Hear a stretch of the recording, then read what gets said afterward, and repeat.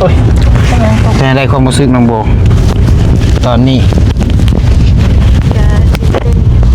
ตื่นเต้นคือว่าเต้นใช่เล็บอยู่ถามในนี่ไปพวกมาในนี้เนาะไม่ต้องตอนนี้กำลังซีฮอดและไปลองเลย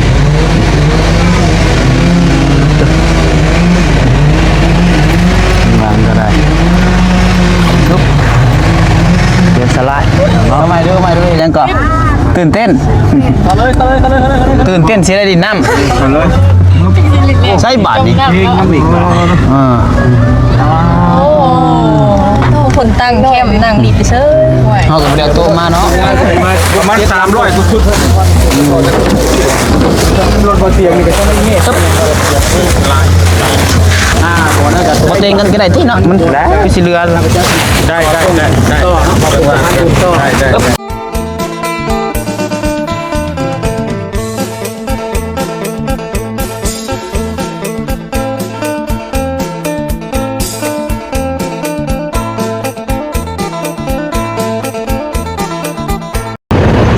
พี่น้องเลยเนาะ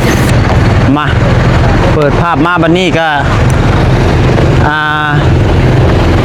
พากันฮอดเซบางไพ่พี่น้องเนาะฮอดเซบางไพ่แล้วพี่น้องปุ๊บกันเฮ็ดทีมงานพี่น้องเนาะ1 2 3 4 5 6คันพี่น้องเนาะเป็นอะไรเป็นอะไรเหยียบแตกเอาเป็นอะไรเนาะได้ที่ชื่อมันน้องสาวเขาชื่อได้ตัวจันทร์เนี่ยสบายดีได้เด้อสบายดีกินถั่วชีวิตจะได้มันเต็มรถเป็นอะไรเนาะไปปุ๊บโอ้โธ่ใช้2 4 5ยังขาดแค่นึงขาดสบุนเหรอขาดอันรถบาวี่เนาะ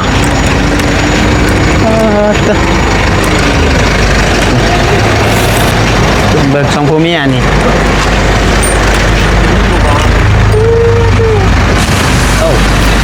เจ้า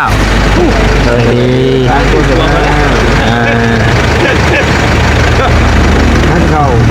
ถึงทำเบาเงาอยู่แห้งเนี่ยถึงทำมาแย่โอ้ยบัดเนี่ยเป็นเช้านี่คือเห็นขึ้นหาน้องสาวผมว่าแน่กลับลงมาอีกตื่นจากมุ้ง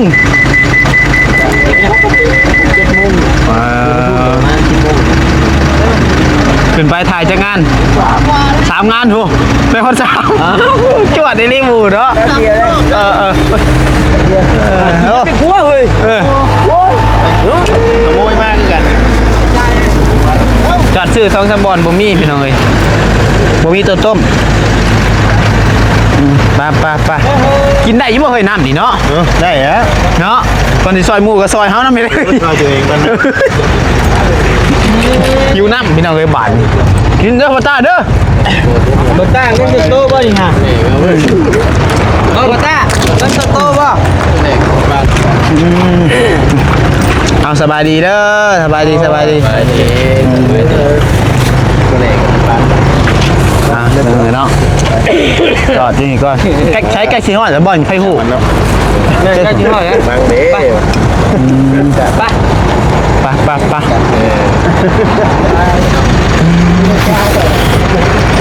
โอ้พี่น้องเอ้ยไปแล้วตันตะเมฆคิดตุนต่อมันเดินทางต่อไปปึ๊บสองไอ้น้องไปพี่น้องไอ้น้องไปกันต่อจะจุดหมายอยู่ไซบุหุพี่น้องไอ้จะบ้านยังพูดแต่ว่าแข็งขมวนว่าสั่นเป็นว่าขามเช่ไปนั่นเองขามเช่ตัวนี้เป็นจุ๊กเลยนี่มันหนีลงแน่แล้วนี่ฝนง่ายลงแน่ย่านได้เขายืนอยู่กลางครัวเอามุนบินโดนรถใหญ่โจนมาบัดเดียวมันยุ่งได้จุ๊กตัวเก่าเนาะน้องเอ้ยมันตัวนี้มันต่ำได้เป็นจุดใหญ่อันนี้นี่ลงเนี่ยแหละอันนี้ฮะแต่ว่าถ่วมหมดเลย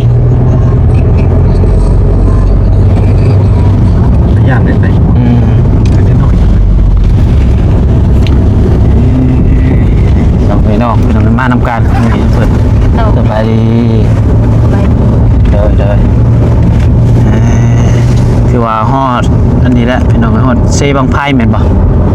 ว่าเซบางไพ่ สิ นี่แหละน้องโบมารถบ่ เมารถระบอกเด้อ เมาหอบ อืม คนมักเมารถ ชื่ออยากเก็บเมาไหม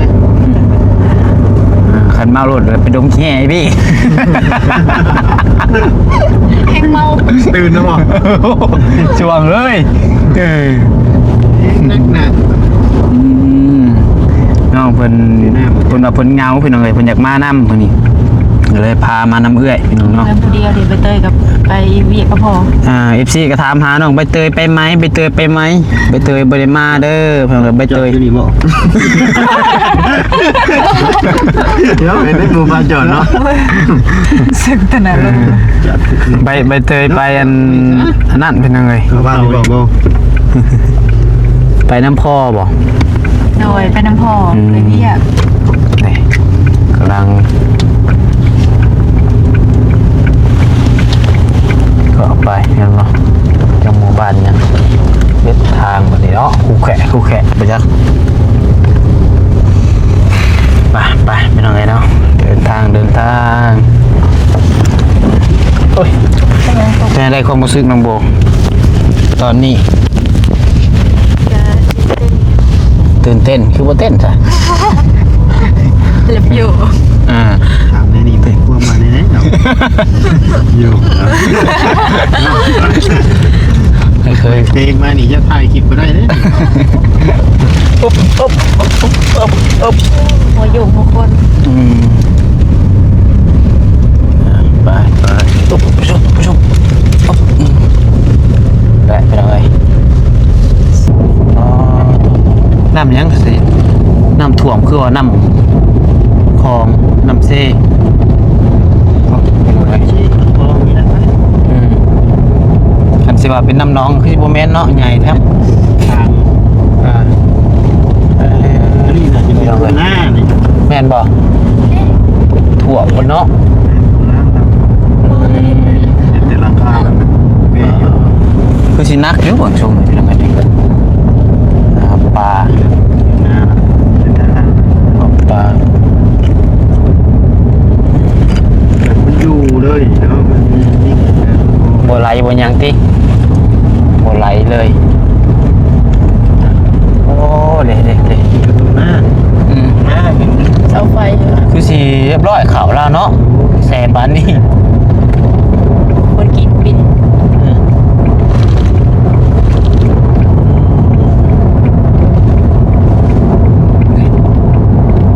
บักเทียง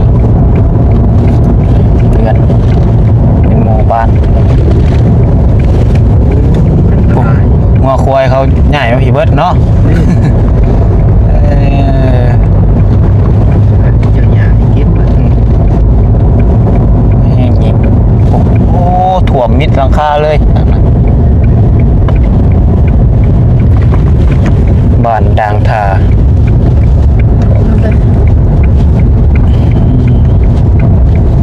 หนักเลยเข้าตรงไหนตรงหน้าเพิ่นเนาะตายเบิดเขาทางนี้เพียงหดคอ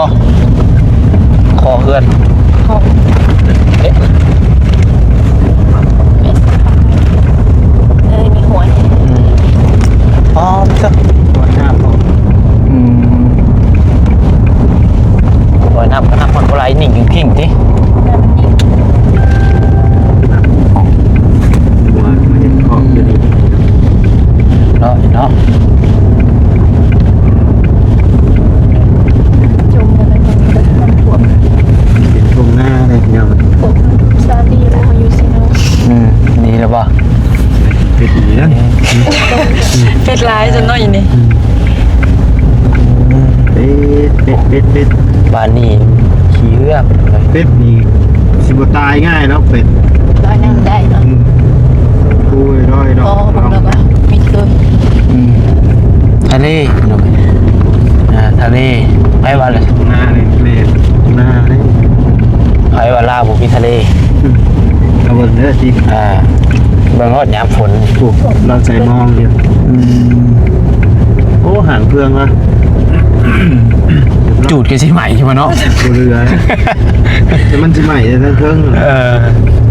ไม่เชื่อเพิ่มมันเพิ่ม กระบะคอยาวเต็ม นี่เขารถกอกรถเกี่ยวเนาะเรียนสลาย คุกก็แท้ กิโลเมตร รถเสียงคนขึ้นมาไวเทิงเบิ้ล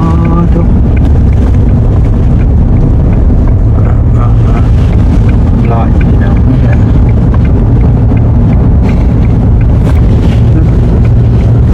โอ้โหน้ำดอกที่ มันนี่อีกแล้วไม่คือบุตรไปสิเลย ระหว่างน้ำกับไฟอันใดเป็นตาญาติปะระหว่างน้ำกับไฟ ไปเลยหัวเนาะ ไฟละไหมไปเลยที่ โอ้ยกันได้ไปเลย เอาน้ำกับคำมันได้ผัดกันไปหมดเลย กับน้ำยังมีชิดหลอดกว่าไพ่เลยเนาะไปยากเลยเนาะโอ้ กันไฟใหม่ที่ โหแบบคัน ไหนบ้านทอดหรือเปล่า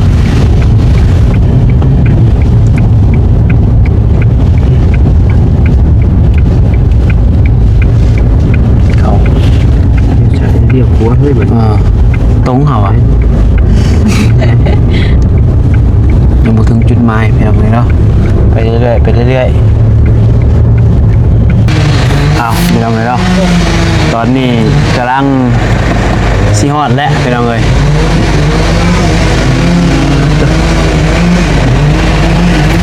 วางก็ได้ปุ๊บเดี๋ยวสไลด์ไปลองเนาะ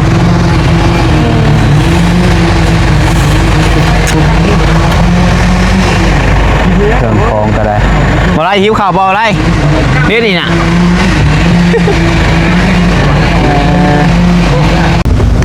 ว้ายไปกันต่อพี่น้องไป มารถใหญ่ ไกลอีกแล้วพี่น้องไปไกลแล้วสิแล้วพี่น้องเลยเนาะเพื่อสิฮอดแต่ละหมู่บ้านกับบ่ได้ง่ายน้องโบเอ้ย ต้องโบมารถให้มันถูกไป สิแล้ว คุณทางอยู่เลย เอารถว่าน้องโบเอารถว่า หัวสั่นหัวคอนไป โอ้ฟันใด โบเป็นไงแสดงว่าเมาอยู่เนาะ เมาก็บอกใส่ไปหนังนอก โอ้ไอ้เลยเนาะไปแล้วเมารถ อันนี้ยังธรรมดาเลย แมน คนขี่รถจักรนี่กว่านี้ ยังไม่ฮอดจับปาก บอกรถจักรน่ะสิฮอดไว้เรื่องฮอดนะฮอดไว้กว่านี้อยู่แต่ว่า ไปง่าย มันก็ ง่ายดิสักแต่ใส่กันเดี๋ยวคนเครื่องไม่ได้เอาหรอกจังนะ ปุ๊บไปเลย ภาษาเล่งปีนกลางทาง พาน้องโบมาลุย1 มื้อมื้อนี้เนาะ โดย อาจสิเป็นจังไดพี่น้องเอ้ย มาอีกบ่ มื้ออื่นนี่ยันเป็นไข่ประจักมื้อ ข้าวสโลมประจักแห้งเนาะ คอยเป็นมาคือสิ่ง วัด แห้ง เก็บ ๆเลย ปลา คอย ตุนใส่ยาเบิดได้ทะเลชุดเลย แม่นบ่ ไปว่า ถ่วงปุ๊บปุ๊บ เลย เดี๋ยวนี้ ขึ้นมาทางเลยดิ ร้อยน้ำเป็นอยู่บ่สองไอ้น้องน่ะเย็ดบาด สิดีที่บ้าน สิพาลงไปขี่คืออะไรเจอร้อยน้ำบ่เป็นเฮ็ดได้บัดนี้ เยี่ยมเด้อแต่ว่าไปซอยเพิ่นกับสิเป็นผู้สนใจยิง อืม แต่ก็อยากมาแหละโดย ใจอยากมา นี่ อยากมาซอยเพิ่นเนาะ โอ้ จักเพิ่นที่ซอยเฮาจักเฮาที่ซอย เรี เพิ่ ย น บร้อยเลยเดี๋ยวเลย โอ้หัวลง กลเลยกำแพง ดินบล็อกข้างใน บล็อกกับยูไว้นั่นมันเฉาะเนาะเขาเปื่อยไปเลย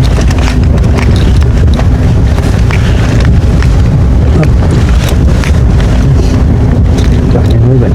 คอยไป วันนี้บอกโอ้หมดแล้วพี่น้อง แม่นบ่หอดอีกแล้ว หัวขัวชื้น โอ้ขายดินพอเงิน มองโลก เป็นใหญ่นี้เลยรวม น้ำท่วมจนขายดินเลยบ่ จักเยอะแยะ เขาไปขี่เรือขับ แม่แท้บ่ แม่นบริโตก เขาหอดมา3จุดแล้วจุดนี้หอดลิ้นเนาะ เมื่อยที่ฮอดเลยสูดอากาศน้องโบไม่ไหวแล้ว อุ้ยเรือค่ะ เมื่อคัก กระย่านอยู่ในเอเชีย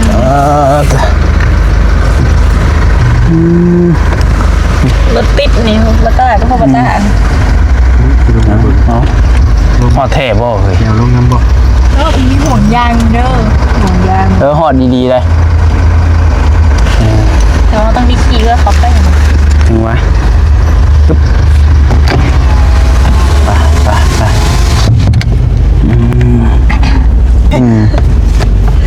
ปน้อยน้ำ หอดแล้วเป็นน้องเอ้ย แต่ผู้สาวมาแล้ว จากบ้านดิฉันนี่เนาะ เคยมาจากเถื่อนพี่น้องเลย เคยป่ะครั้งแรกตื่นเต้นป่ะ ตื่นเต้น เมนูเนาะเนาะพาออกมาเปิดหูเปิดตาก่อน เนาะมันพอดีเฮ้หน่อยเดียวนะ ก็รู้จักเราอีกผู้แห้งอีกนะ อ้าวบอบบี้ขึ้นเลย โอ้เป็นใหญ่หลุดป่ะ ย่างน้ำเกาะแล้วขั้นไหนกับขั้นหนึ่งนะปึ๊บ คือว่าหมูจ่ออยู่ตรงนี้เราคือจ่ออยู่ตรงนั้นนั่น เดี๋ยวล็อกคอจะจับมือล็อกคอเยอะกล้าจับ เป็นบอลนางหลินเริ่มจักกับไปมาอยู่ดิมันสุดกินหนีเนาะ โอ้ มันเริ่มไปบ่ได้สันเนาะ ทางเริ่มขาดแล้ว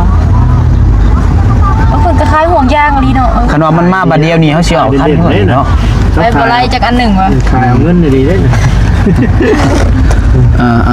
โอ้เพิ่นใส่เซนซูซีบิดหน้า ไปเป็นยังไงปึ๊บ เบิ่งน้องยัน ฮะยังไงดิ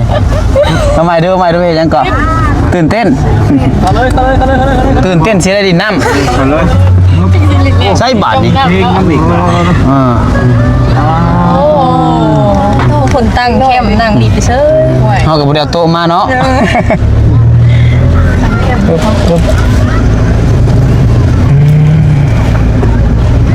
อัดดินนี่มันอันมันอาจจะเป็นดินเฮือนไปจากโน่นนี่เป็นผมสูงๆเลย น้ำมาบัดเดียวเลยโมเฮงเนาะ โอ้ยไปแล้วผู้สาวผู้สาวตื่นดู ปึ๊บ พอแล้ว ชุบไปกันพร้อมให้น้องเลยพร้อมลงแต่รถพร้อมจมน้ำน้องว่าแท้ ไม่แถวผู้สูงเลย ฮะใกล้จะบุญชงหัวบ่มาฮอดจุดหมายปลายทางแล้วพี่น้องเนาะตื่นเต้นแฮงบ่ ตื่นเต้นกูตื่นเต้นแล้วนี่ ผู้บ่เคยเห็นผู้บ่เคยมากอะนั่นอยู่ได้ คือว่าเปิดหูเปิดตากินเปิดหู จองพี่น้องเลยเนาะ พี่น้องเดี๋ยวจมก่อนกัน เอาจังสั่นกว่า เดี๋ยวพี่น้องเอาการใส่สีชีพ สิมีใส่อยู่บ่ล่ะสบายดี อยู่พี่น้องเนี่ย เด้อันนี้เนาะ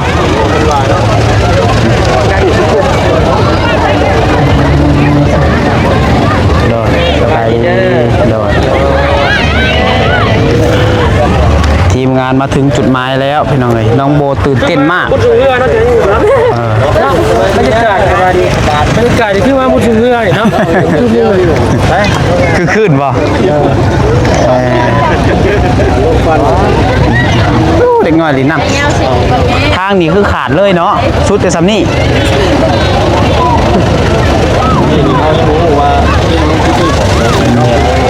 มันเมาหมอเนาะได้ถึงเรือจะรับตัวได้คนนี้ยังเรือมันหักเข้าไปบ้าจะคนมองหักแต่เครื่อง ต้องเอาเครื่องเอาของน้ำเน้นเนาะเครื่องน้ำเหมือนก็ต้องมีเครื่องเดี๋ยวรถเครื่องของน้ำเครื่องมันหาล้ำมาอยู่คุณบอกไปเบิ่งตัวจริงบอกบอกหน่อยเดี๋ยวชายยันแต่แดงเดือดนะระวังหน่อยแล้ว ไปตัวมันพี่น้องเอ้ยเนาะ ไปบอกเอาเห็นมั้งเป็นเบิดแล้วเป็นแล้วอันนี้หมู่บ้านหมู่บ้านมันมีอยู่2หมู่บ้านยังมันข้ามคนกันไปต่ออย่างนี้นะหมู่บ้านนี้เนาะเขามันมี2หมู่บ้านมีบ้าน บ้านสมบูรณ์กับบ้านนาไปบ้านสมบูรณ์มีอยู่100บ้านสมบูรณ์กับบ้านนา114ของตัวแต่บ้านสมบูรณ์ ไอ้นะเนาะ รถของใดรถชาวบ้านน่ะครับมีรถของใด รถหุ่นใดได้บ่รถหุ่นใดไปได้รถห้ามไปได้ มันบ่วิดไปนึงมันยากมานี่ เพราะว่านี่ มัน น้ำ เป็น มันเริ่มบาง น้ำสอดทาง แม่นมันทางข้ามแล้ว นี่เลยนี่ย่างตรงนี้แหละ เลย ครับ เฮาหยังข้ามไปในนี่แล้วก็ไปขึ้นรถ โอ้มือวานมือซื้อเนี่ยขันย่อมาแก้เอาเครื่องกันยังรถไถขึ้นดินรถ แม่นแบบนี้รถอันนี้แน่แล้วก็มีรถที่อีกก็มา เป็นกลุ่มหัวหน้าที่ต้อง ทยอย เซตเพลงพี่โมงพี่พอทีกับเจ้าสิติดต่อหาแล้วบุรีเอาน้องชาวบ้านเพิ่นมามาฮอดเลยเด็กน้อยกันเนาะ โอเคได้มาคนขึ้นรถไฟก็ได้จังว่ากัน แม่น เพราะว่าทั้งแรกมันเพิ่งไปได้เลยกับเข้าไปได้ยังทำนะเขียนเพลงไปเนาะแบบคือค่ายเขาคือมันมาลินสงการนี่ภาคก็ดีเนาะโอ้ นี่คนน้อยได้แต่เก่าให้บ่เก่าให้บ่มาพี่น้องซอยกันมา เอาลุยเลยพี่น้องว่าลายใหญ่กันฮะของมาเอาตัวของมาจัดกัน โอ้ยอะไรกินกระต้อกันอ้าวเบอร์เจ้าอยู่อ้าวน้องเข่าอ้าว1 2 3 4 5 6เดี๋ยวตัวนี้เก่าตัวนี้เบอร์เช้าบ่ เบอร์จันร้อยเช้ามาร้อยเช้า ในรถมีเท่าไรซะ ร้อยสามสิบ จงไว้10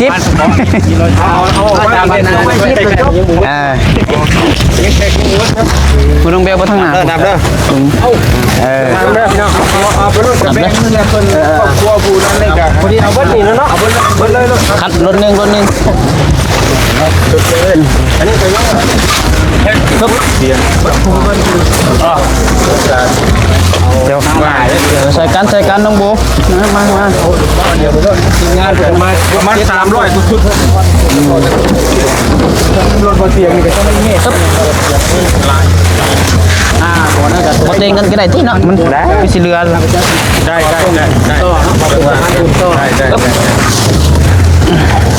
กระทำเมืองกับน้องเจ้าเป็นตัวแทนส่งไปบ้านคือแบบของตาเราลงแล้วเนาะเจ็บเลยนะแค่คนที่นี่เลยว่าจะนี่บาทมีไปกันเริ่มต้นเอาเพิ่มนิดหน่อย ผู้ใดมีลูก ดูได้เดี๋ยวนะโอ้โหเด็กหน่อยเนี่ยเดินมากผู้ใหญ่ได้เลยรถเพราะว่ารถเข้าไปบ่ฮอดตั้งรถแท็กรถไถนานี่แล้วมาไล่เดือดได้เลยงานนี่วันนี้พาเที่ยวไปประมาณกี่เพื่อวันนี้ขี่โก้ไม่เอาเนาะตื่นนอนเมื่อยถอดไหวแล้วพักก่อนไปก่อน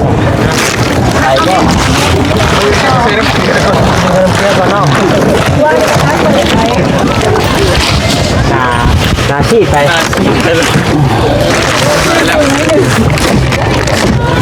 บัดผู้ก็ไปแห้งนักผู้ไปอีกวันนึงน่าแกนี่ก็เป็นห่วงทางใดกับวงเงาฮะไปทางวงเงาจำนี่หน่อยเมื่อวานนี่หลายที่หลายมากโคตรหลายก็เมื่อวานซื้อเลยไปเลย